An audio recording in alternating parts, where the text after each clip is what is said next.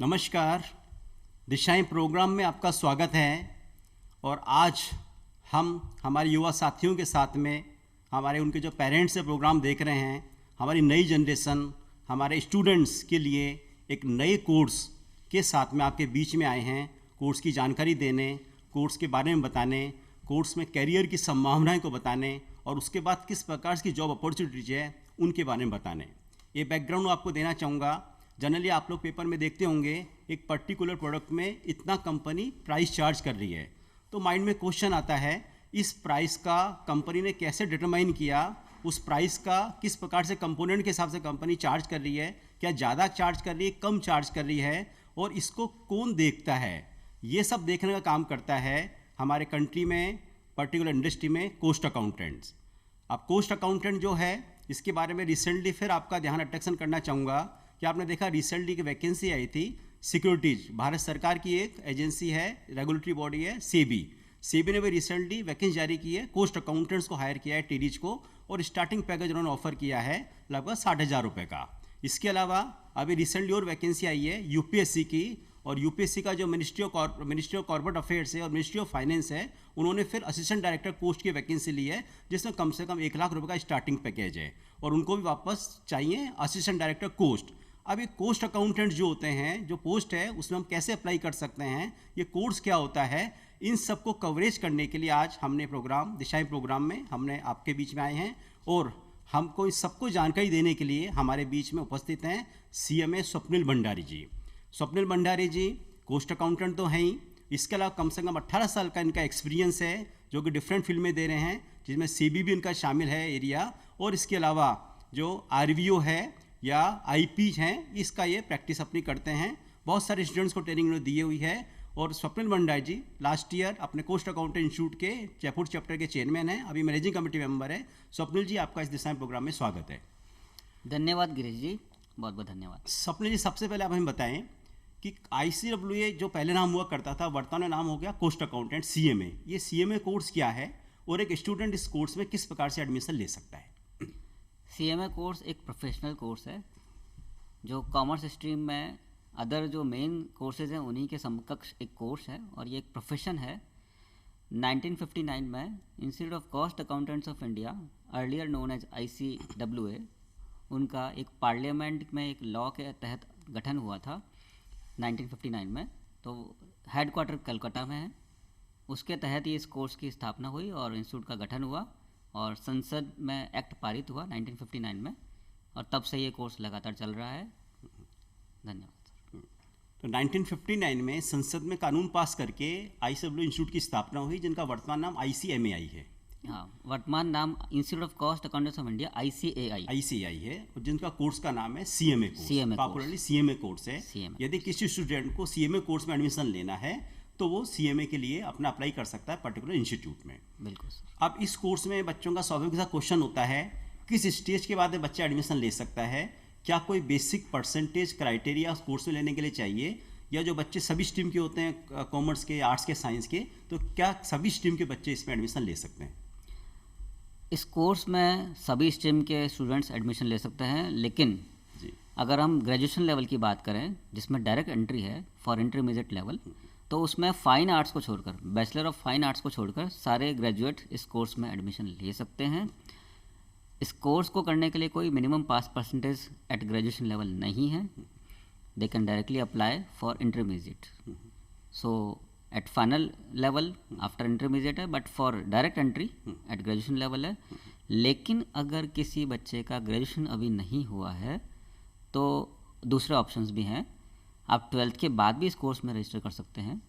12th में भी कोई मिनिमम परसेंटेज एज सच नहीं है। 12th पास होना जरूरी है from any stream, there is no issue, and they can directly register for foundation, because इस कोर्स में सबसे पहले अगर आप 12th पास ही हैं तो आपको फाउंडेशन से ही एंट्री लेनी होगी। वर्तमान में एक पैटर्न देखने में आया है कि बच्चा 10th के बाद भी कोर्स से, प्रोफेशनल कोर्स की तरफ उन्मुख हो रहा है, जागरूक हो रहा है। तो क्या CMA कोर्स में इस प्रकार की संभावना है कि बच्चा 10th के बाद रजिस्ट्रेशन करा ले या 12th के बाद ही डायरेक्ट एंट्री लेगा? हाँ गिरीश जी, आप बिल्कुल सही फरमा रहे हैं। 10th के बाद भी अगर स्टूडेंट चाहे तो वो इस कोर्स के लिए एनरोल तो हो सकते हैं, they can enrol for this CMA course for foundation level, but वो एग्ज़ाम सिर्फ 12th के बाद ही दे पाएंगे। ये एक थोड़ा सा रेस्ट्रिक्शन है, बिकॉज आफ्टर 12th ही और she is eligible to appear for examination, but they can register for foundation examination after 10th only.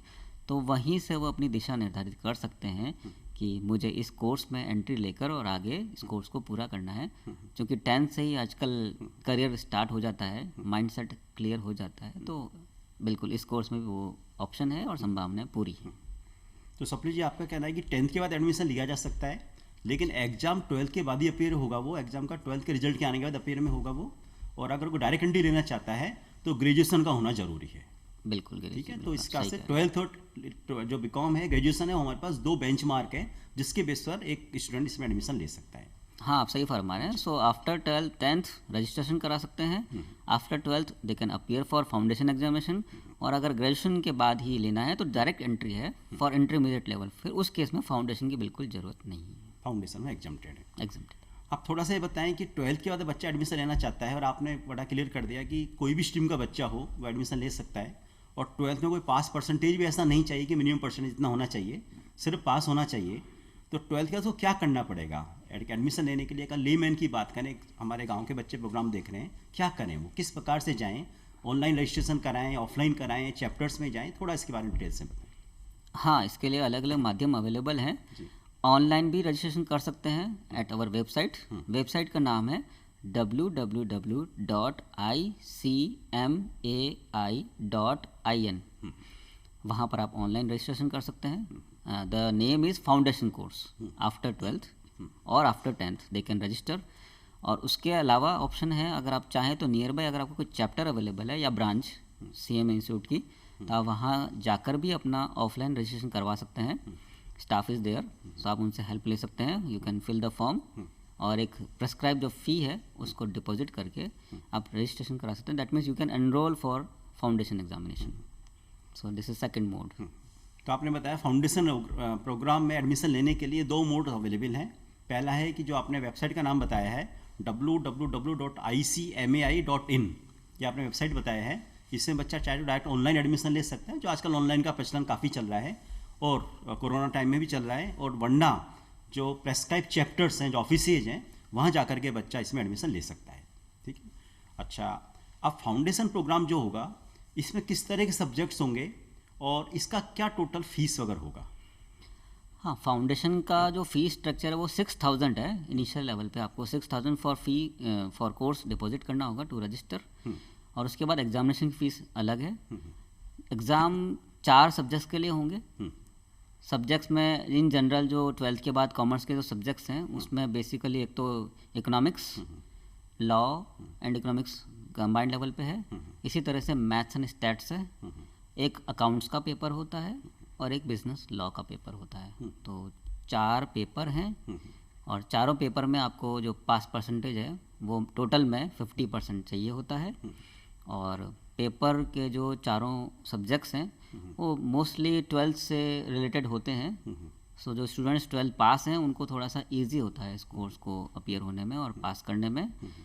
चाहें तो हेल्प भी ले सकते हैं, उसके लिए अलग अलग माध्यम हैं, कोचिंग्स वगैरह। अच्छा, आपने अच्छा जानकारी दिया है कि बच्चा 4 पेपर जो 12th का बेस सिलेबस होता है उसके बेस पर तैयारी करके और कोर्स में एडमिशन ले सकता है। ठीक है, और अपना स्टडी कर सकता है। अच्छा, वो जो एग्ज़ाम देगा उस एग्ज़ाम को पढ़ने के लिए कुछ उसको बुक्स चाहिए, स्टडी मटेरियल्स चाहिए, और जो आपने 6000 रुपये की फ़ीस बताई है, तो क्या इसमें फ़ीस में वो पैसा भी शामिल है जिसमें कि बुक्स का पैसा भी शामिल है, या अलग से उसको परचेज करना पड़ेगा? और जो आपने जानकारी दी कोचिंग की, तो क्या कोचिंग लेना कंपलसरी या बच्चा सेल्फ स्टडी भी कर सकता है? हाँ गिरीश जी, बिल्कुल कोचिंग लेना कंपलसरी नहीं है। कोचिंग चैप्टर पे भी ले सकते हैं और कोचिंग पोस्टल भी होती है। जो 6000 की फ़ीस है उसमें स्टडी मटेरियल भी इंक्लूडेड है, तो स्टडी मटेरियल आपको उसी फीस में मिलेगा, और कोचिंग आप अलग से ले सकते हैं। और अगर आप पोस्टल करना चाहेंगे तो पोस्टल की अलग से कोई फ़ीस नहीं है। आप अपना सेल्फ स्टडी घर पे भी बैठकर कर सकते हैं, बिकॉज हो सकता है कि होम एट रिमोट एरिया हो तो चैप्टर नियर बाय अवेलेबल नहीं हो। तो इंस्टीट्यूट की तरफ से एक सुविधा है कि आप सेल्फ स्टडी करके भी पोस्टल कोचिंग के जरिए एग्ज़ाम की तैयारी कर सकते हैं, और आप एग्ज़ाम को क्लियर कर सकते हैं। और या फिर अगर आपको लगता है कि कुछ दिक्कतें हैं या पढ़ने में कुछ क्वेरीज हैं, तो उनको सॉल्व करने के लिए आप नियर बाई चैप्टर में भी एनरोल हो सकते हैं for oral coaching in addition to that. और आप चाहें तो अपनी क्वेरीज को वहाँ जो नियमित रूप से फैकल्टीज आती हैं, क्लासेस लगती हैं, आप स्टूडेंट चाहे तो वो भी ज्वाइन करके और उनको क्लियर कर सकता है। दोनों माध्यम अवेलेबल है एट फाउंडेशन में। देखिए, आपने अच्छा बताया कि जो 6,000 की फीस है इसमें कोचिंग फैसिलिटी भी शामिल है, स्टडी मटेरियल का खर्चा भी शामिल है और साथ में रजिस्ट्रेशन का भी शामिल है। सिर्फ एग्जाम फीस अलग देनी पड़ती है।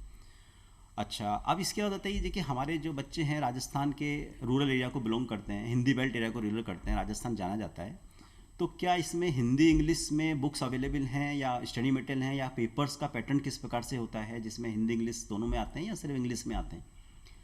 हिंदी और इंग्लिश दोनों में आप पेपर का ऑप्शन ले सकते हैं। You can appear for both either. लेकिन एग्ज़ाम का तो सुविधा आपको हिंदी इंग्लिश दोनों मिल जाएगी, लेकिन जो स्टडी मटेरियल है वो इंग्लिश में ही राइट नाउ अवेलेबल है। लेकिन अगर कोई बच्चा हिंदी मीडियम से ही एग्ज़ाम देना चाहे और तैयारी करना चाहे तो रेफरेंस बुक्स भी अवेलेबल हैं मार्केट में, और जो स्टूडेंट है उनको रेफ़र कर सकते हैं। Some reference books are also prescribe by institute, तो उनको रेफ़र करके भी वो अपनी अच्छे से तैयारी कर सकते हैं। हिंदी मीडियम से भी एग्ज़ाम दे सकते हैं, इंग्लिश में से भी दे सकते हैं, बस मिक्स पैटर्न अलाउड नहीं होगा। ये बच्चे को थोड़ा सा ध्यान रखना पड़ेगा। अदरवाइज़ दोनों ऑप्शन अलाउड है, बिकॉज आप सही कह रहे हैं कि ग्रामीण एरिया से हैं, थोड़ा हिंदी टच रहता है, तो उन बच्चों का मेजोरिटी ज़्यादा है, संख्या ज़्यादा होती है, शुरू में थोड़ा सा हिच भी रहता है, तो ऑप्शन अवेलेबल है appear for exam in Hindi also. बिल्कुल सर। हमारे युवा साथी ध्यान दें, एग्जाम हिंदी इंग्लिश दोनों में दिया जा सकता है, लेकिन रेफरेंस बुक के माध्यम से हिंदी में पढ़ाई कर सकते हैं। और एक डेटा और शेयर करना चाहूँगा आपके साथ में कि हमारे अगर पूरे देश में बात करें तो कोस्ट अकाउंटेंट्स का जो नंबर है लगभग 70,000 के आसपास है, और अभी भी 5 लाख बच्चे रजिस्टर्ड हैं। राजस्थान की बात करें, राजस्थान में लगभग 5,000 के आसपास बच्चे हैं जो कोस्ट अकाउंटेंट कोर्स कर रहे हैं, और इसके अलावा 2 या 3 हज़ार हमारे मेंबर्स हैं। तो ये हमारा एक डेटा है जिसमें कि एक बड़ी करियर की संभावना है इसमें। आप सपने जी, आपने जानकारी दी फाउंडेशन कोर्स के बारे में बताया, हिंदी इंग्लिश का बताया। फाउंडेशन का कोर्स क्लियर करने के बाद में नेक्स्ट ऑप्शन क्या है? बच्ची कौन सी स्टेज पे उसको एडमिशन लेना पड़ेगा? फाउंडेशन तो एक इनिशियल एंट्री लेवल है, जस्ट उसके बाद में जो एक्चुअल कोर्स है दैट इज़ इंटरमीडिएट कोर्स, वही स्टार्ट होता है। ये एक पहली सीढ़ी है इस कोर्स में एंट्री लेके और इसको आगे क्लियर करने के लिए। तो after clearing foundation intermediate level के लिए स्टूडेंट्स अप्लाई कर सकते हैं। इसमें 2 ग्रुप्स होते हैं, दोनों ग्रुप में से भी कोई सा भी अगर आप ऑप्ट करना चाहें पहले आप कर सकते हैं। You can opt for second और you can opt for first. कोई बाउंडेशन नहीं है कि आप फर्स्ट पहले करें या सेकंड पहले करें, दोनों में से कोई भी एक कर सकते हैं। या फिर अगर आपको लगता है कि स्टडी अच्छे से आराम से हो सकती है तो आप दोनों ग्रुप के लिए भी एक साथ ही रजिस्टर कर सकते हैं और अप्लाई भी कर सकते हैं फॉर एग्जामिनेशन। तो कोर्स की फ़ीस इसमें अलग है थोड़ी, इसमें स्टडी मटेरियल वगैरह सारे इंक्लूड होंगे। कोचिंग्स वगैरह की रिक्वायरमेंट थोड़ी सी डिफरेंट होती है, बिकॉज अब फाउंडेशन के बाद में नेक्स्ट लेवल का कोर्स है, एडवांस हो गया थोड़ा, तो इसमें थोड़ा फीस स्ट्रक्चर एंड बुक्स का जो लेवल है वो थोड़ा सा हाई रहेगा, बिकॉज प्रोफेशनल कोर्स है तो उसके अकॉर्डिंगली थोड़ा सा स्ट्रक्चर थोड़ा हाई रहेगा। तो वो रजिस्टर कर सकते हैं, और रजिस्ट्रेशन के लिए भी 2 बार मौका मिलता है साल में। जो अभी राइट नाउ जो डेट चल रही है फॉर रजिस्ट्रेशन दैट इज़ 31 जनवरी। 31 जनवरी तक अगर स्टूडेंट एनरोल होता है तो वो स्टूडेंट इसी नेक्स्ट जून 2022 में भी एग्ज़ाम दे सकता है। ड्यूरिंग द सिचुएशन अगर जून में एग्ज़ाम होते हैं तो 6 मंथ्स बाद ही एग्ज़ाम के लिए एलिजिबल हो सकते हैं, और नहीं तो फिर नेक्स्ट दिसंबर में, क्योंकि एग्ज़ाम्स जो होते हैं वो 2 बार होते हैं साल में, जून और दिसंबर। तो they can register themselves for June also and December also. But उनका जो डेट है, कट ऑफ डेट है, वो राइट नाउ 31 जनवरी है, and for December it is 31 जुलाई। तो वो उसके लिए वो एग्ज़ाम के लिए अपीयर हो सकते हैं। कोर्स का जो फीस है वो जैसा मैंने पहले बताया था थोड़ा सा ज़्यादा है। तो फॉर इंटरमीडिएट लेवल अगर हम दोनों ग्रुप की बात करें तो टोटल फीस जो है वो 23,100 रुपये है, 23,100। उसमें आपको सारा स्टडी मटेरियल्स वगैरह सब मिल जाएंगे, दोनों ग्रुप्स के मिल जाएंगे अगर आप दोनों ग्रुप्स का एक साथ रजिस्ट्रेशन करवाना चाहते हैं। और अगर आप चाहते हैं कि नहीं मुझे सिंगल ग्रुप के लिए ही अभी रजिस्टर करना है, आइदर सेकंड और फर्स्ट, तो इंस्टॉलमेंट फैसिलिटी भी अवेलेबल है। आप जिस ग्रुप के लिए एलिजिबल होना चाहें, रजिस्टर करना चाहें, पहले उस ग्रुप के लिए आप ऑप्ट कर सकते हैं, और स्टडी मटेरियल लेकर और अपना कोचिंग जो भी फैसिलिटी इंस्टीट्यूट की है उसको देकर आप अपना एग्ज़ाम क्लियर कर सकते हैं। इसमें एक ख़ास बात यह है कि कोचिंग्स अवेलेबल दोनों साइड से है, जैसे फाउंडेशन में मैंने बताया था यहाँ पर भी है, बट इंटरमीडिएट लेवल पर थोड़ा अटेंडेंस की रिक्वायरमेंट हो जाती है सर, कि अगर आप ऑनलाइन कोचिंग से ही एग्ज़ाम पास करना चाह रहे हैं तो यहाँ पर अटेंडेंस रिक्वायरमेंट भी ज़रूरी है। ऑनलाइन कोचिंग जो कि और ऑफलाइन दोनों अवेलेबल है। कोविड पीरियड में ऑनलाइन कोचिंग भी काफ़ी चैप्टर्स में सुविधा करवाई गई है और ऑफलाइन भी अवेलेबल है। अगर हम अपने जयपुर चैप्टर की बात करें तो यहाँ पर दोनों सुविधाएं अवेलेबल है और पिछले 1-1.5 साल में हमने ऑनलाइन कोचिंग भी बहुत अच्छे से स्टूडेंट्स को ऑनलाइन प्लेटफॉर्म से अवेलेबल करवाई है। और चूँकि चैलेंज रहा है कि संवाद कैसे हो टीचर्स से, तो ऑनलाइन कोचिंग के माध्यम से भी अच्छे से करवा पाए हैं और ऑफलाइन तो सालों से हम करवाते आ रहे हैं और रिजल्ट्स बहुत अच्छे रहे हैं। या फिर अगर बच्चा रिमोट एरिया से है तो फिर वो पोस्टल कोचिंग जैसे फाउंडेशन में है, वो सेल्फ स्टडी करके भी इस कोर्स के एग्ज़ाम की इंटरमीडिएट लेवल की तैयारी कर सकते हैं। तो कोचिंग एक एडिशनल फैसिलिटी है, सेल्फ स्टडी भी अलाउड है और 23,100 जो फ़ीस है उसमें स्टडी मटेरियल तो कंप्लीट आ गया, ऑनलाइन कोचिंग की फ़ीस एक्स्ट्रा है और अगर आप पोस्टल से जा रहे हैं तो फिर कोई फ़ीस एक्स्ट्रा नहीं है। एग्जामिनेशन की फ़ीस तो हर लेवल पे सर एक्स्ट्रा ही होती है। तो this is all about intermediate level, 2 groups are there. चलिए, सब ये बड़ी अच्छी जानकारी आपने विस्तृत में बताया। और जो हमारे युवा साथी प्रोग्राम दे रहे हैं, पर्टिकुलरली जो 12th पास जो भी करने जा रहे हैं, अपेयर होने जा रहे हैं, उनके लिए बड़ा इंपॉर्टेंट इन्फॉर्मेशन है कि 31 जनवरी तक अगर रजिस्ट्रेशन करा लेते हैं तो वो उस साल के जो 2022 चल रहा है, जून 2022 के एग्ज़ाम में अपेयर हो सकते हैं। या इसके बाद करा रहे हैं 31 जुलाई तक, तो दिसंबर 2022 के एग्ज़ाम में अपेयर हो सकते हैं। और कोचिंग का जैसे उन्होंने बताया, फीस का उन्होंने बताया, और सबसे अच्छी बात बताई कि 22,000 का या 23,100 का जो आपने अमाउंट बताया है, एक बर्डन हमारे साथियों के लिए तो होता है। तो आपने कहा 2 इंस्टॉलमेंट्स अवेलेबल हैं, 15,000 रुपये की, शायद आपने बताया 15,000 7,000 की इंस्टॉलमेंट है, जिसमें वो बच्चा रजिस्ट्रेशन करा सकता है और अपना एक बार पेमेंट को एक थोड़ा रिलैक्सेशन मिल सकता है। अच्छा, बच्चे ने इंटरमीडिएट का अपना रजिस्ट्रेशन करा लिया, एग्ज़ाम भी दे दिया।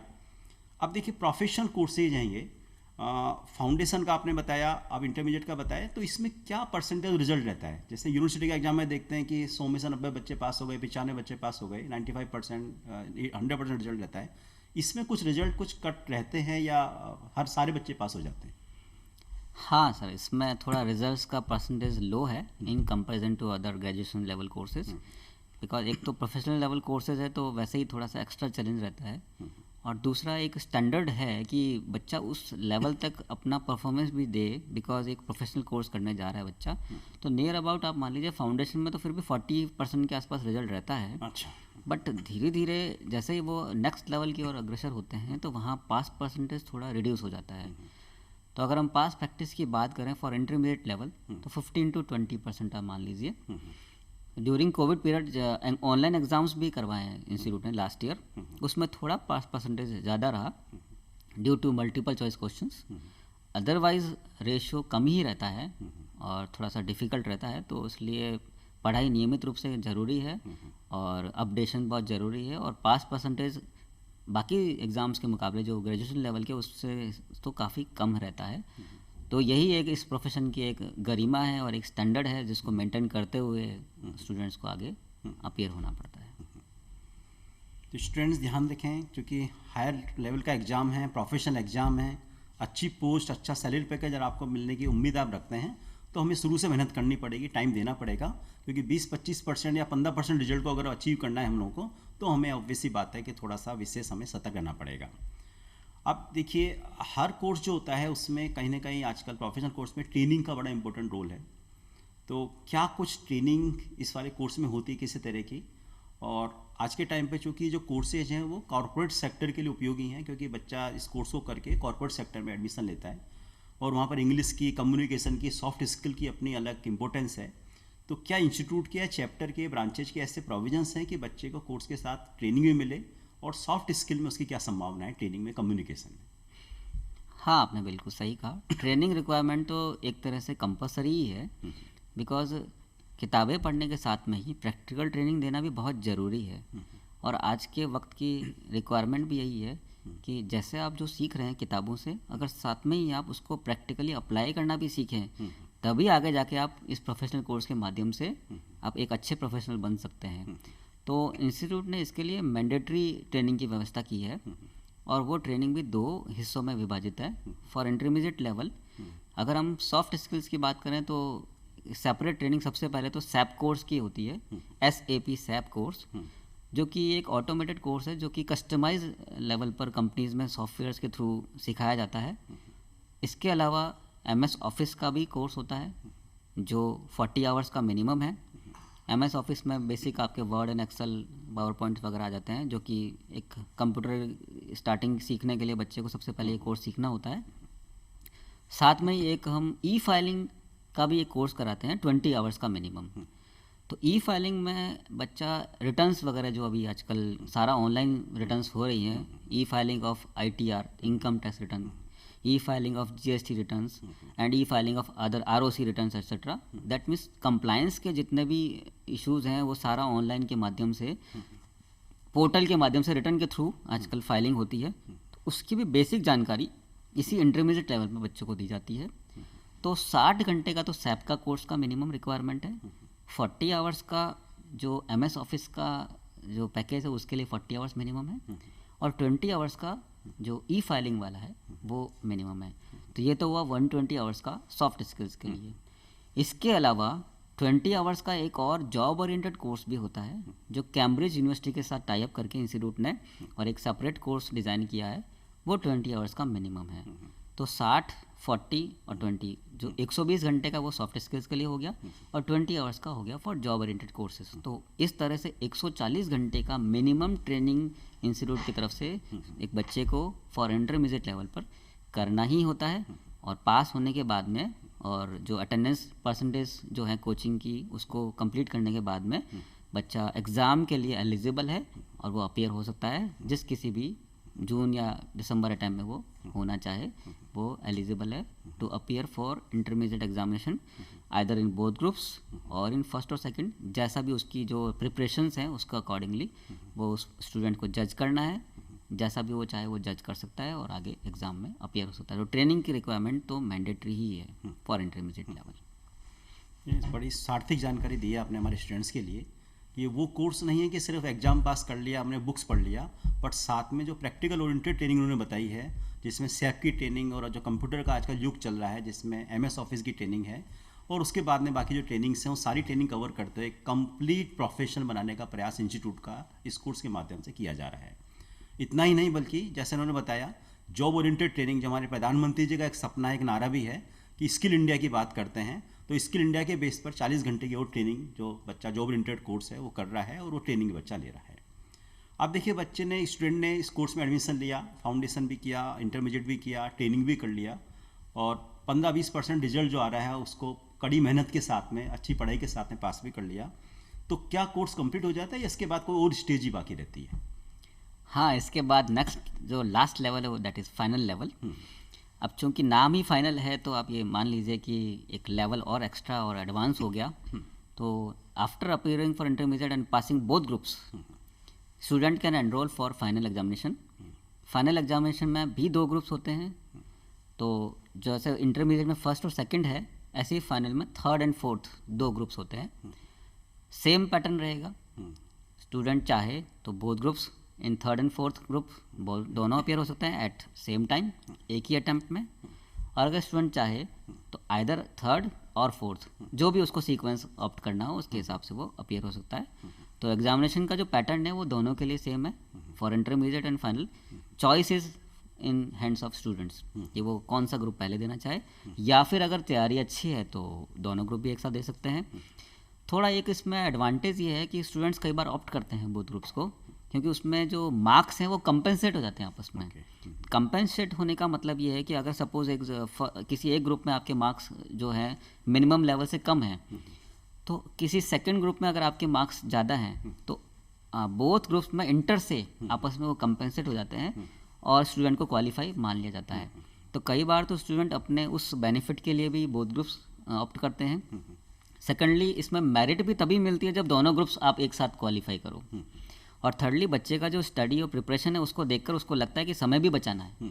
तो ये तीनों फ़ायदों को देखकर student can opt for both groups eight A time. तो फाइनल के लिए दोनों ग्रुप्स अवेलेबल हैं और फाइनल में अपीयर होने के साथ में ही बच्चे को फिर वापस ट्रेनिंग्स और स्टडी और कोचिंग्स इन सब के लिए इंस्टीट्यूट को वापस ऑप्ट करना पड़ता है। और वही माध्यम वापस ऑनलाइन और ऑफलाइन दोनों है। कोचिंग भी दोनों माध्यम से है, ऑनलाइन और ऑफलाइन, और साथ में ही पोस्टल कोचिंग जैसे मैंने इंटरमीडिएट के लिए आपको बताया था, फाइनल में भी उसी तरह से है। जब फाइनल की जो फीस हो क्या अलग होगी, और जो आपके साथ ने बताया फीस तो शायद अलग बताएंगे कितना फीस होगा, और आपने बताया ट्रेनिंग, तो क्या कहीं प्रैक्टिकल ट्रेनिंग की रिक्वायरमेंट भी फाइनल के साथ में या फाइनल के बाद में स्टूडेंट को करनी पड़ती है? क्योंकि उसके बाद फाइनल के बाद तो डायरेक्ट उसको कंपनी में जॉब ही मिलेगा, प्रैक्टिस करना पड़ेगा अपना, तो उसके बाद वो ट्रेनिंग ऐसी होगी जिसके बाद वो बच्चा न केवल डेवलप हो जाए, ग्रूम हो जाए, बल्कि डायरेक्ट किसी संस्था में जॉब करने लायक वो रहे। तो इसका ट्रेनिंग के बारे में थोड़ा सा खुलासा करिए। हाँ गिरीश जी, आप बिल्कुल सही कह रहे हैं, क्योंकि फाइनल लेवल के बाद में तो डायरेक्टली आपको जॉब में ही फेस करना है, तो उसके लिए आपको पूरी तरह से परिपक्व होना पड़ेगा। तो फाइनल लेवल के लिए जो फीस स्ट्रक्चर है दैट इज़ 25,000, वो आप एनरोल होने के साथ में आपको डिपॉजिट करना होगा फॉर बोथ ग्रुप्स। उसके साथ में ही आप पोस्टल कोचिंग के लिए जा सकते हैं अगर आप एट होम सेल्फ स्टडी करना चाहते हैं, और अगर चैप्टर आना चाहते हैं और वहाँ पर अपने क्वेरीज को सॉल्व करना चाहते हैं फेस टू फेस फैकल्टीज़ के माध्यम से, तो ऑनलाइन कोचिंग और ऑफलाइन बोथ मोड से कोचिंग अवेलेबल है एट चैप्टर्स। जहाँ जहाँ भी रिनाउंड चैप्टर्स हैं वहाँ पर सुविधाएं मौजूद हैं। ऑनलाइन भी कोचिंग इस बार चूँकि 1-1.5 साल से कोविड चल रहा है, तो ऑलमोस्ट काफ़ी चैप्टर्स ने सुविधा अवेलेबल करवाई है। अदरवाइज़ तो कई बार अगर चैप्टर फिनेंशियली फिजिबल नहीं है, स्ट्रेंथ्स नहीं, तो हमारी एक संस्था और है जो अपर लेवल पे इसके लिए कंट्रोल करती है, दैट इज़ रीजनल काउंसिल्स। तो रीजनल काउंसिल्स जयपुर में हम अभी NIRC से रजिस्टर्ड है, NIRC से हम एसोसिएटेड हैं। देश में ऐसी 4 संस्थाएं हैं जो northern level, south level, eastern level और डिफरेंट जो वेस्टर्न लेवल है, उन चारों में अलग अलग रीजनल काउंसिल भी है। उस काउंसिल का ये काम है कि अगर कोई चैप्टर अनेबल है तो उनकी क्वेरीज को, उनकी प्रॉब्लम्स को सॉल्व करना, और स्टूडेंट्स को पूरा फोकस करते हुए वो एक सपोर्ट माध्यम से देते हैं। सो हमारा जयपुर चैप्टर भी NIRC से कंट्रोल्ड है, NIRC दिल्ली से, और जब कभी भी सपोर्ट की हमें रिक्वायरमेंट होती है तो हम उनसे सपोर्ट लेते हैं। जहाँ तक बात ट्रेनिंग की है, तो फाइनल लेवल में भी ट्रेनिंग थोड़ा सा टाइम आवर्स ज़्यादा है और रिग्रेस ट्रेनिंग एक तरह से की जाती है। प्रैक्टिकल ट्रेनिंग की अगर हम बात करें तो 15 महीने की मिनिमम, मैं यहाँ पर एंथ्रस करना चाहूँगा, मिनिमम लेवल जो ट्रेनिंग का है वो 15 मंथ्स। आप ज़्यादा भी कर सकते हैं, लेकिन 15 महीने कंपलसरी है इंस्टीट्यूट की तरफ से फॉर फाइनल लेवल, यानी कि एग्ज़ाम में अपीयर होने से पहले आप 15 मंथ्स का ट्रेनिंग कंप्लीट कर लें। ट्रेनिंग भी 2 माध्यम से हो सकती है। ट्रेनिंग में आप चाहें तो आप किसी कॉस्ट अकाउंटेंट प्रैक्टिशनर के पास में जाके, या फर्म ऑफ कॉस्ट अकाउंटेंट्स जो इन प्रैक्टिस है उनके पास जाकर भी आप अपना प्रैक्टिकल ट्रेनिंग कंप्लीट कर सकते हैं। और अगर आप चाहें कि इंडस्ट्री से आपको कुछ सीखना है, तो इंडस्ट्री में भी इंडस्ट्रियल ट्रेनिंग अवेलेबल है। इंडस्ट्रियल ट्रेनिंग में जो भी कंपनियां एम्पैनल्ड हैं हमारे इंस्टीट्यूट में टू प्रोवाइड इंडस्ट्रियल ट्रेनिंग और to impart industrial training, if they are eligible and enrolled, so वहाँ पर भी स्टूडेंट चाहें तो अपने फाइनल लेवल की इंडस्ट्रियल ट्रेनिंग भी कर सकते हैं। तो दोनों ऑप्शंस अवेलेबल हैं, either at firm of cost accountants in practice और एट एम्पैनल इंडस्ट्रीज जो कि एलिजिबल हैं to provide such industrial training at final level. But minimum 15 months का तो रहेगा ही, ये एक कंपल्सरी रिक्वायरमेंट है। ये तो ही बात है प्रैक्टिकल ट्रेनिंग, लेकिन साथ में ही ट्रेनिंग के साथ में ही एक और ट्रेनिंग अवेलेबल है और जो ज़रूरी भी है, that is 7 months industrial training. ये एक ट्रेनिंग डिफरेंट तरह की है, जहाँ पर स्टूडेंट एट फाइनल लेवल को किसी बड़ी फैक्ट्री में या कंपनी में जाकर उनको ऑनलाइन सामने दिखाया जाता है प्रोसेस क्या चल रहा है, प्लांट में कैसे प्रोडक्शन हो रहा है। वो खुद स्टूडेंट्स जाके आंखों से खुद देखते हैं और वो समझते हैं कि कॉस्टिंग प्रोसेस में सबसे पहले आपको क्या देखना है। आंखों से देखते हैं कहाँ से प्रोडक्शन स्टार्ट होता है, कहाँ से मटेरियल आ रहा है और जा रहा है, कहाँ क्या वेस्टेज का अकाउंट फॉर हो रहा है, किस तरह से प्रोडक्शन को शिफ्ट करके आगे मार्केटिंग अलग अलग डिपार्टमेंट्स में जो उस कंपनी में जो वर्क हो रहा है उसको वो आँखों से, अपनी आँखों से विजिट करते हैं। तो उसको हम प्लांट विजिट कहेंगे और वो 7 डेज़ की होती है, जिसको हम कह सकते हैं industrial training at final level. तो वो भी स्टूडेंट को करना ज़रूरी है। सो practical training for 15 months and industrial training for 7 days, ये दोनों ट्रेनिंग फाइनल लेवल के बच्चों को करना ज़रूरी है। They can appear for examination after completing these trainings only, then ही और she is eligible to appear in final. तो थोड़ा सा एडवांस लेवल हो गया कोचिंग के साथ में ट्रेनिंग का भी। चूँकि इसमें सारी जो स्किल्स हैं वो बच्चे को सीखनी होंगी, क्योंकि नेक्स्ट लेवल तो जॉब ही है एज यू राइटली सेड। तो इसलिए ये एक रिगरस ट्रेनिंग होगी जो प्रैक्टिकल टाइप से बच्चे को फाइनल से पहले सीखनी ही होगी, और उसके बाद में वो अपीयर एग्ज़ाम के लिए हो सकता है। चलिए, बड़ी अच्छी सार्थक जानकारी आपने वापस दी, सुंदर जानकारी दी है। 2-3 चीज़ें इंपॉर्टेंट बताइए। एक तो टोटल कोर्स फीस की अगर बात करें, फाउंडेशन की 6,000 बताइए, इंटरमीडिएट की 23,100 बताइए, और फाइनल की 25,000 बताइए। तो कुल मिलाकर के 23 से 29 30,000 प्लस 25,000 55,000 रुपये लगा के ये जो कोर्स एक स्टूडेंट कर सकता है। रिजल्ट के बारे में आपने जानकारी दी है, लगभग 15-20-10% रिजल्ट इसमें रहता है। और तीसरा सबसे बड़ी बात बताई कि सिर्फ एकेडमिक कोर्स नहीं है, जो training different training, even industrial training 7 दिन की बताई, जिससे बच्चा वास्तव में जाके देख रहा है कि किस प्रकार से प्रोसेस कोस्टिंग हो रहा है, प्रोडक्शन कोस्टिंग हो रहा है, रॉ मटेरियल कोस्टिंग हो रहा है, लेबर कोस्टिंग हो रहा है, वेस्टेज कोस्टिंग हो रहा है। ये सारी जानकारी वो लेता है और एक आइडिया ले सकता है कोस्ट को किस प्रकार डिटरमाइन करना है। अच्छा, अब ये बताइए, देखिए बच्चे ने कोर्स कर लिया और लगभग 3-3.5 साल का ड्यूरेशन उसका लग गया, बच्चा टाइमली एग्जाम पास कर रहा है। तो कोर्स को करने के बाद में क्वेश्चन आता है, कोर्स तो मैंने कर लिया, अब मैं क्या करूँ, अब मुझे क्या करना है, 55,000 मैंने लगा भी दिया, अब मुझे किस प्रकार का जॉब प्रॉस्पेक्टस अवेलेबल है। तो वो बच्चा एक उसके लिए ईगर वाला पॉइंट है, उत्सुकता उसको रहती है। इसके बारे में थोड़ा सा खुलासा करिए। हाँ बिल्कुल, जॉब के तो बात बिल्कुल आप सही करें। एग्ज़ाम पास करने के बाद में सबसे पहला चैलेंज होता है कि अब क्या करें। तो ऑप्शंस अवेलेबल काफ़ी हैं अभी राइट नाउ। अगर हम कहें तो ऑप्शंस में सबसे पहले तो जॉब में भी 2-3 तरह के ऑप्शंस अवेलेबल हैं, either to go for government job और to go for private sector job. Government में भी PSUs में काफ़ी अच्छी वैकेंसीज निकलती हैं डिफरेंट लेवल पे, starting from management training to director level.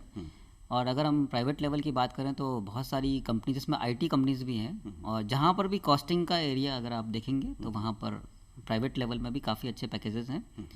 एक सेकंड और अपॉर्चुनिटी है, क्योंकि ये प्रोफेशन है सर, प्रोफेशन प्रैक्टिस करने के लिए होता है। इंस्टीट्यूट का मेन मोटो यही है कि दिस प्रोफेशन टू बी प्रैक्टाइज्ड।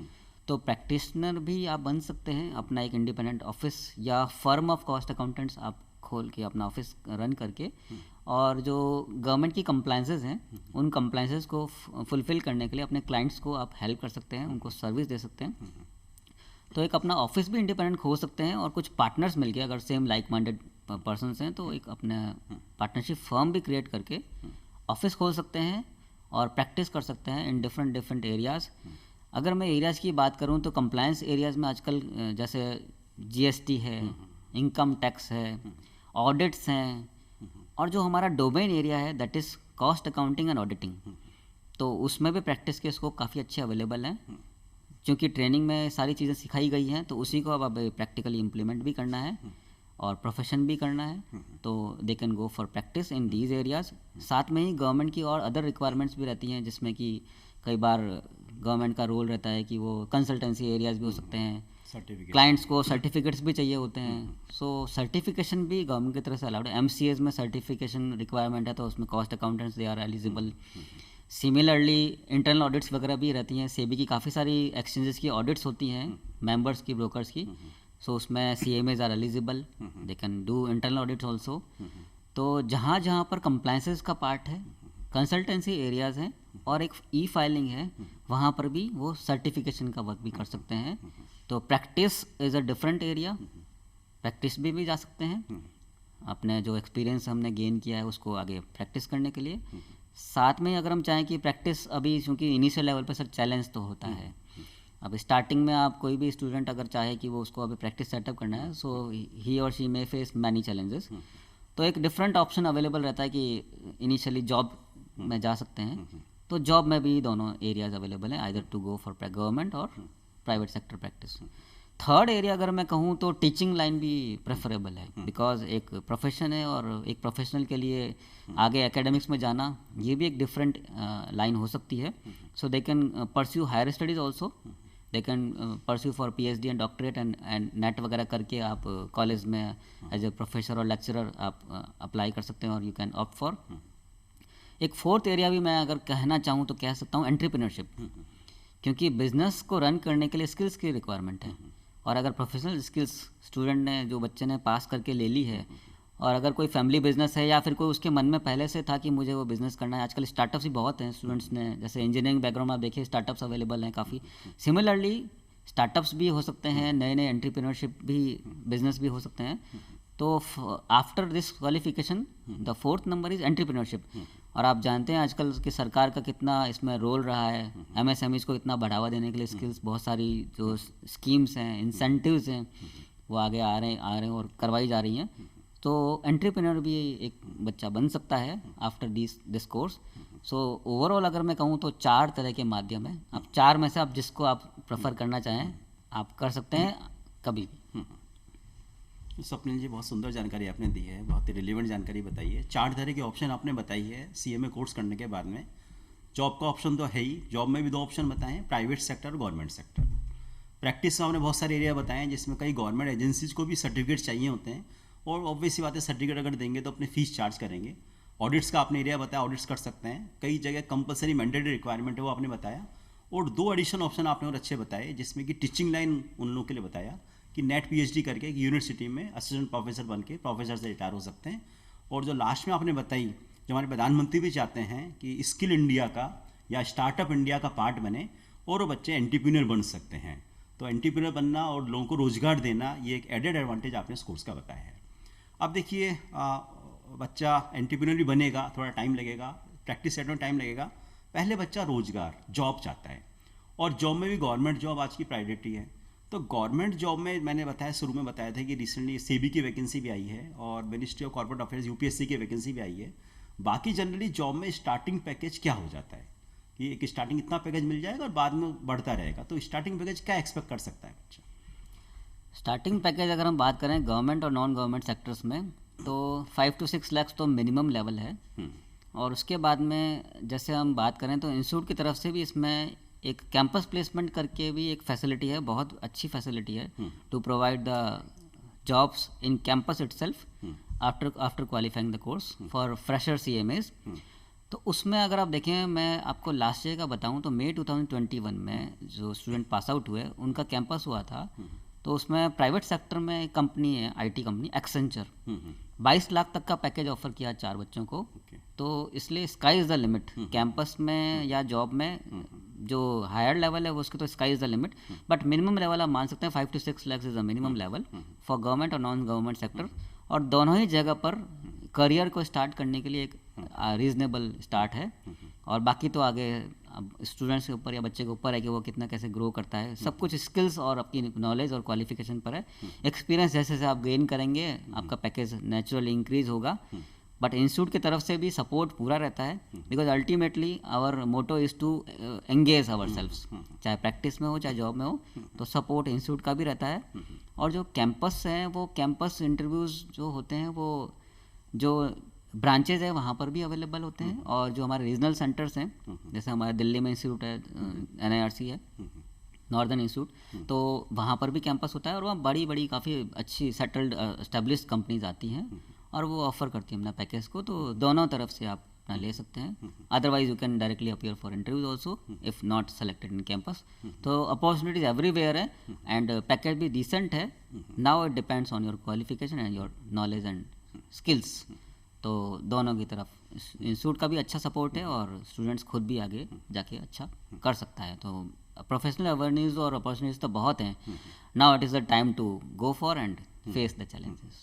चलिए, करने वाला चाहिए। बाकी इतना टफ कोर्स अगर कोई पर्सन कर रहा है, स्टूडेंट कर रहा है, 15-20% रिजल्ट का पार्ट बन रहा है, एक फैमिली पेरेंट्स सब उसको एक निगाहों से देखते हैं, उसके बाद में कम से कम 40 से 50 हज़ार अगर उसको पर मंथ मिल जाते हैं, तो मुझे लगता है स्टार्टिंग में ये पैकेज अच्छा पैकेज है। और उसके टैलेंट के साथ में, उसके कैलिबर के साथ में पैकेज उसका बढ़ता रहता है। जैसा उन्होंने बताया, स्टार्टिंग पैकेज किसी कंपनी में और 22 लाख तक का भी स्टार्टिंग पैकेज गया है, जो बढ़ते बढ़ते हो सकता है 50 लाख, 60 लाख, 1 करोड़ भी पहुँच सकता है। और मुझे लगता है कंट्री में कुछ ऐसे कोस्ट अकाउंटेंट्स होंगे जिनका पैकेज करोड़ों में भी होगा। तो वो स्काई इज़ द लिमिट, इन्होंने बिल्कुल सही कहा है। अपना एक टैलेंट, अपना कैलिबर शो करना पड़ेगा। अब देखिए, वापस हम कोर्स में थोड़ा सा एक वापस क्वेश्चन की बात करें कि क्या इस कोर्स में जनरली हम देखते हैं गवर्नमेंट में हर कोर्स में रिजर्वेशन अवेलेबल हैं, तो क्या इस कोर्स में किसी तरह का रिजर्वेशन अवेलेबल होता है? रिजर्वेशन इस कोर्स में बिल्कुल नहीं है। ये प्योर प्रोफेशनल कोर्स है। सरकार की तरफ से इसमें कोई रिजर्वेशन नहीं प्रेस्क्राइब हुआ है। इवन दो सिंस मैंने पहले भी कहा था ये ऑटोनोमस बॉडी है, तो ऑटोनोमस बॉडी होने के कारण से रिजर्वेशन का कोई इसमें बाउंडेशन नहीं है, रिजर्वेशन बिल्कुल भी अलाउड नहीं है, और साथ में ही सबको एट पार अपॉर्चुनिटी दी गई है, इवन दो बॉयज़ और girls there is no differences. और मैं तो ये और कहूँगा कि काफ़ी गर्ल्स ने इस कोर्स को ऑप्ट किया है। अगर मैं नियर अबाउट बोलूँ तो around 20 to 25% students who are female they are enrolled. तो गर्ल्स के लिए भी एक बहुत अच्छा कोर्स है, और इस कोर्स को करने के बाद काफ़ी गर्ल्स का, और मैंने जब भी नाम लिया था उनमें काफ़ी अच्छी जॉब्स वगैरह लगी हैं। तो जो स्किल इंडिया और जो बेटी बढ़ाओ बेटी बचाओ और बेटी पढ़ाओ जो अपने प्रधानमंत्री जी का नारा है, उस नारे को भी इस प्रोफेशनल कोर्स ने अच्छी तरह से निभाया है। तो इसलिए जो भी हो उनको, चाहे डॉटर हो या सन हो, उनको ये कोर्स इक्वल अपॉर्चुनिटी है, कोई रिजर्वेशन नहीं है, कोई जेंडर बाइस नहीं है, एवरीबडी इज़ वेलकम हियर। तो सबको करना चाहिए जो भी इस कोर्स को करने के लिए इंटरेस्टेड हो। और अगर ज़्यादा जानकारी और भी चाहिए हो तो जयपुर में हमारे चैप्टर है झालान डोंगरी में, वहाँ पर वो कांटेक्ट कर सकते हैं। और इंस्टीट्यूट की जो वेबसाइट है दैट इज़ www.icmai.in, सारी सुविधाएं एट रैंडम वहाँ पर मौजूद हैं, तो वहाँ पर जाकर भी वो कर सकते हैं। इवन दो वहाँ पर प्लेसमेंट्स के भी न्यूज़ हम इंस्टीट्यूट की तरफ से पॉपअप होती हैं। तो मैं तो यही कहूँगा कि आफ्टर क्वालिफिकेशन भी अगर हम चाहें कि अपने अपॉर्चुनिटीज़ कौन कौन सी हैं, तो वेबसाइट पर सारी जानकारीज मिलती हैं और उसमें लिंक्स अवेलेबल हैं। काफ़ी सारे जो रेगुलेटरी बॉडीज़ हैं उनके लिंक्स अवेलेबल हैं। जो भी वैकेंसीज़ आती हैं गवर्नमेंट की डिपार्टमेंट की तरफ से या प्राइवेट डिपार्टमेंट की तरफ से या कैंपस वगैरह, तो स्टूडेंट चाहे तो एक उसके लिए एक माध्यम है, एट वन पॉइंट ऑफ जो है टच है कि आप वेबसाइट को रेफर जरूर से करते रहें। वेबसाइट में स्टूडेंट्स के लिए अलग टैब है और मेंबर के लिए अलग टैब है, दोनों के लिए आप चाहें तो अलग अलग वहाँ पे इंफॉर्मेशन रेडी हैंड अवेलेबल होती है और साइट अपडेटेड रहती है। मैं तो ये रिक्वेस्ट करूँगा सारे स्टूडेंट्स और जो भी क्वालिफाइड हैं कि आप 2-3 दिन में वेबसाइट को रेफर करते रहें और जानकारी लेते रहें, ताकि आप अपडेट भी हो सकेंगे। और बहुत सारी जो रेगुलेशंस में चेंजेस वगैरह हैं वो भी सब वेबसाइट पर आते हैं। तो एक थॉरली कंप्लीट एक यू कैन से कि एक गाइड है वेबसाइट जो अपॉर्चुनिटी अवेलेबल है फॉर प्रोफेशनल्स। अच्छा, एक और एक रिलेवेंट सा क्वेश्चन बच्चे चाहते हैं। मान लीजिए बच्चे ने जयपुर में रजिस्ट्रेशन कराया और मान लीजिए बच्चों के पेरेंट्स है, फादर उनका ट्रांसफर कहीं बाहर हो गया, तो क्या बाहर वो बच्चा एक जगह रजिस्ट्रेशन कराए जरूरी वहीं एग्जाम दे, कहीं भी एग्जाम दे सकता है? क्या इस प्रकार की कुछ सुविधा इंस्टीट्यूट के इस कोर्स के साथ अवेलेबल है? हाँ, ये तो आपने बड़ा सही सवाल किया कि प्रैक्टिकली चैलेंजेस तो हो सकते हैं कि वंस एक बार आपने एग्ज़ाम में सेंटर ऑप्ट कर लिया और बाद में किसी कारण से अगर पेरेंट्स का ट्रांसफ़र हो गया या कोई इवेंट हो गई किसी कारण से जो कि अनअवॉइडेबल है, तो student can change their centre. उसके लिए उनको एक रिक्वेस्ट देना होगा अपने हेड ऑफिस में एग्जामिनेशन डिपार्टमेंट को। वहाँ पर उनको अपना एक जेन्युइन रीज़न बताना होगा और रीज़न बता के वो अपना सेंटर भी चाहें तो चेंज करा सकते हैं। बट उसके लिए थोड़ा सा टाइम पहले 15-20 दिन पहले उनको ये सेंटर चेंज करने की रिक्वेस्ट देनी होगी और उसके बाद में वो सेंटर चेंज करा सकते हैं। पूरे देश में लगभग कितने चैप्टर्स हैं? चैप्टर पूरे देश में अराउंड 113 जो जगह है वहाँ पे चैप्टर्स अवेलेबल हैं। और मैं तो ये कहूँगा राजस्थान और जयपुर और इंडिया ही नहीं, इंडिया के बाहर भी ओवरसीज सेंटर्स भी हैं। सो 11 ओवरसीज सेंटर्स भी हैं, वाशिंगटन, आप नेपाल, कनाडा, मस्कट, दुबई, तो जगह जगह एवरीवेयर इंस्टीट्यूट जो हमारा है वो फुल्ली डाइवर्सिफाई सब जगह अवेलेबल है। और बाहर भी सेंटर्स जहाँ भी अवेलेबल है वहाँ पे सुविधाएँ हैं और एग्जामिनेशन सेंटर्स भी अवेलेबल हैं। तो एक ग्लोबल कोर्स है, मैं तो ये कहूँगा सीए में एक ग्लोबल कोर्स है। इस कोर्स को करने के बाद में इम्पोर्टेंस तो आपके सामने मैंने बताई है, और कोर्स को ढंग से समझ के और जो भी अच्छे से करे वो प्रोफेशनली, तो बहुत अच्छा एक अपना जीवन व्यतीत कर पाएगा। सपने जी, 2 अच्छी जानकारी दी। एक तो लगभग हमारी जो गर्ल्स हैं 25% गर्ल्स इस कोर्स में रजिस्टर्ड हैं लगभग, और गर्ल्स भी चाहे फैक्ट्री का एनवायरनमेंट हो लेकिन जाकर काम कर रही हैं और देश की इकोनॉमी में वो अब हम प्रोग्राम की समय की अपनी सीमा है और आप सभी दर्शकों का हम धन्यवाद देते हुए हम इस प्रोग्राम को समाप्त करते हैं। और कोई भी जानकारी आप वेबसाइट में ले सकते हैं। धन्यवाद। धन्यवाद।